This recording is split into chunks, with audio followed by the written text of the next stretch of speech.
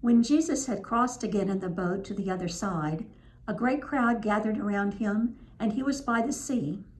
Then one of the leaders of the synagogue, named Jairus, came, and when he saw him, fell at his feet and begged him repeatedly, "My little daughter is at the point of death.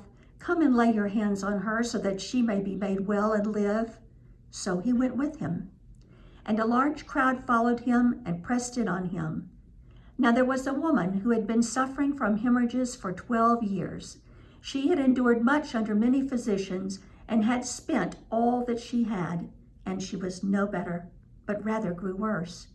She had heard about Jesus and came up behind him in the crowd and touched his cloak, for she said, "If I but touch his clothes, I will be made well."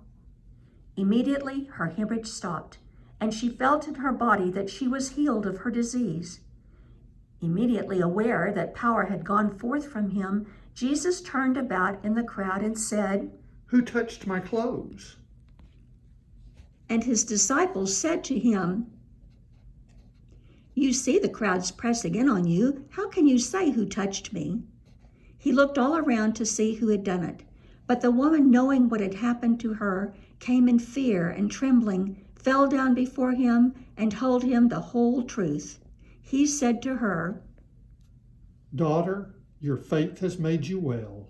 Go in peace and be healed of your disease."